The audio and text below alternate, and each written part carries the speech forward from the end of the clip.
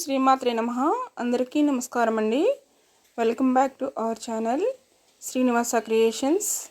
ఈ వీడియోలో త్వరలో శ్రావణ మాసం మొదలవుతుంది. 2026 సంవత్సరంలో శ్రావణ మాసం ఎప్పుడు మొదలై ఎప్పుడు పూర్తవుతుంది, అదేవిధంగా వరలక్ష్మి వ్రతం ఎప్పుడు వచ్చిందనేది ఈ వీడియోలో తెలుసుకుందాము. శ్రావణ మాసం అనేది శ్రీ మహాలక్ష్మికి ప్రీతికరమైనది, పూజలకు నోములకు అత్యంత శుభప్రదం. ఈ నెలలో సోమవారాలు శివునికి, మంగళవారములు గౌరీదేవికి పూజలకు విశేషం. శుక్రవారం వరలక్ష్మి వ్రతం, శనివారం వెంకటేశ్వర స్వామికి పూజలు చేస్తారు. ఈ శ్రావణ మాసం శ్రీ మహాలక్ష్మికి అత్యంత ప్రీతికరమైనది. ఈ నెలలో ప్రత్యేక పూజలు, నోములు, ఉపవాసాలు చేస్తారు. శ్రావణ మాసం ఆరంభం నుంచి మొదటి నుండి చివరి వరకు ప్రతిరోజు ప్రత్యేక పూజలు. వెంకటేశ్వరుని జన్మ నక్షత్రం శ్రవణం, అందుకే అమ్మవారిని ప్రసన్నం చేసుకుంటే స్వామివారి అనుగ్రహం లభిస్తుందని భక్తుల విశ్వాసం. ఈ నెలలో ఆచరించే చిన్న పుణ్యకార్యమైన విశేష ఫలితాలను ఇస్తుంది.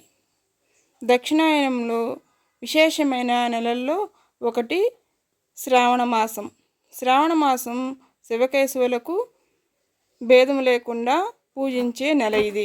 ఈ నెలలో వచ్చే సోమవారాలు అత్యంత మహిమాన్వితమైనవి.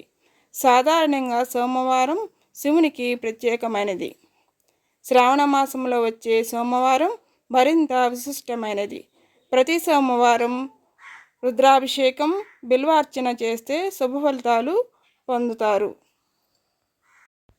శివుణ్ణి పూజించిన తర్వాత పార్వతీదేవికి కుంకుమతో పూజిస్తే సౌభాగ్యం సిద్ధిస్తుంది. వివాహిత స్త్రీలకు ప్రత్యేకమైన రోజు శ్రావణ మంగళవారం. ఈ నెలలో వచ్చే మంగళవారం గౌరీ వ్రతం ఆచరిస్తే దాంపత్య జీవితం సంతోషంగా ఉంటుందని నమ్మకం. శ్రావణ మాసంలో గౌరీ పూజ చేసి ముత్తైదువులకు తాంబూలం, వాయినం ఇవ్వడం వలన సౌభాగ్యం కలుగుతుంది. శ్రావణ మాసంలో పౌర్ణమి ముందు వచ్చే శుక్రవారం వరలక్ష్మి వ్రతం ఆచరిస్తే భోగభాగ్యాలు కలుగుతాయి. ధనం, భూమి, విజ్ఞానం, ప్రేమ, కీర్తి, సంతోషం, శాంతి, బలం ఇవన్నీ అష్టలక్ష్ముల రూపంలో ఉన్నాయని చెబుతారు.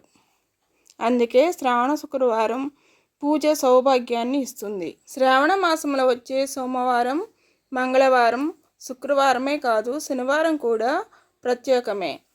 ఈరోజు శ్రీ వెంకటేశ్వర స్వామి పూజిస్తే కష్టాలన్నీ తొలగి శుభాలు కలుగుతాయని నమ్మకం. 2026 సంవత్సరంలో శ్రావణ మాసం ఆగస్టు 13వ తేదీ గురువారం నుండి సెప్టెంబరు 11వ తేదీ శుక్రవారం వరకు ఉంటుంది. శ్రావణ మాసం గురువారం ప్రారంభమై 4 శుక్రవారాలు వచ్చాయి. పౌర్ణమి తిథి కూడా శుక్రవారమే వచ్చింది. శ్రావణ మంగళవారాలు 4 వచ్చాయి. గౌరీదేవి పూజ చేసుకునే వాళ్ళు 4 మంగళవారాలు చేసుకోవచ్చును. వరలక్ష్మీదేవి వ్రతం ఆగస్టు 28వ తేదీ వస్తుంది. ఇది శ్రావణ మాసంలో పౌర్ణమి ముందు వచ్చే శుక్రవారం, శుక్లపక్షంలో వచ్చే శుక్రవారం ఈరోజు జరుపుకుంటారు. పూజా సమయం ఉదయం 6:23 నుండి 7:48 వరకు. శ్రావణ మాసంలో వచ్చే మొదటి శుక్రవారం తెల్లవారుజామునే లేచి ఇల్లు శుభ్రం చేసుకోవాలి, తలస్నానం చేయాలి. గుమ్మానికి మామిడి ఆకులు, పూలతో తోరణాలు కట్టాలి. పూజా గదిలో చిన్న పీటపై ఎర్రటి లేదా పసుపు రంగు వస్త్రం పరచాలి. లక్ష్మీదేవి విగ్రహం లేదా చిత్రపటాన్ని ఉంచాలి. ఒక రాగి లేదా వెండి చెంబులో నీరు, పసుపు, కుంకుమ, అక్షతలు, నాణెం వేసి పైన కొబ్బరికాయ, మామిడి ఆకులతో కలశం పెట్టాలి.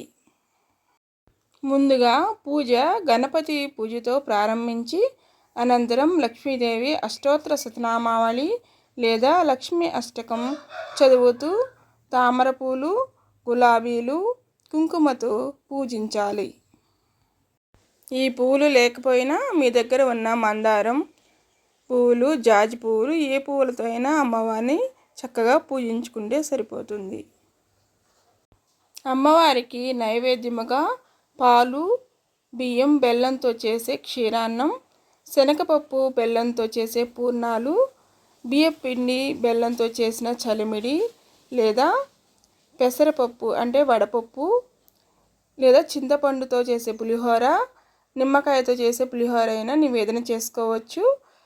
ఇవేమీ మేము చేయలేమనుకునే వాళ్ళు మీ ఇష్టం వచ్చింది చేసుకుని అమ్మవారికి నివేదన చేసుకోవచ్చు. బెల్లం ముక్కతో అయినా అమ్మవారికి నివేదన చేయవచ్చును. మొదటి శ్రావణ శనివారం పూజా విధానం. శ్రావణ శనివారాలు నవగ్రహాల దోషాలు తొలగడానికి మరియు ఐశ్వర్యం కలగడానికి శ్రీ వెంకటేశ్వర స్వామికి పూజలు చేయాలి. శ్రావణ శనివారం రోజు బియ్యం పిండి, బెల్లం, ఆవు పాలు కలిపి ప్రమిదలు చేసి అందులో ఆవు నెయ్యి లేదా నువ్వుల నూనె, ఒత్తులు పెట్టి దీపములు వెలిగించడం చాలా ముఖ్యం. దీన్ని శ్రావణ దీపం అంటారు.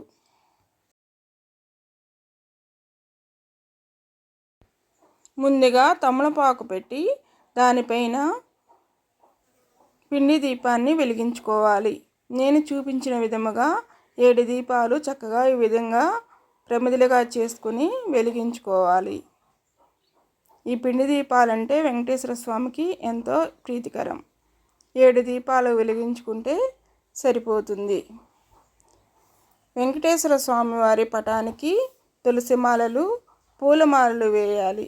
స్వామివారి అష్టోత్తరం లేదా ఓం నమో వెంకటేశాయ అనే మంత్రాన్ని జపించాలి. గోవిందనామాలు చదవడం విశేష ఫలితాన్ని ఇస్తాయి. నైవేద్యం. స్వామివారికి పెరుగుతో చేసే నైవేద్యాన్ని దద్దోజనం, చక్కెర పొంగలి, శనగల తాలింపు నివేదన చేయాలి. రవ్వ లడ్డూలంటే స్వామివారికి లడ్డూలంటే చాలా ఇష్టం. లడ్డూను కూడా నివేదన చేయవచ్చు. మీ శక్తి కొలది నివేదన చేయవచ్చును. ఈ వీడియో నచ్చినట్లయితే లైక్ చేయండి.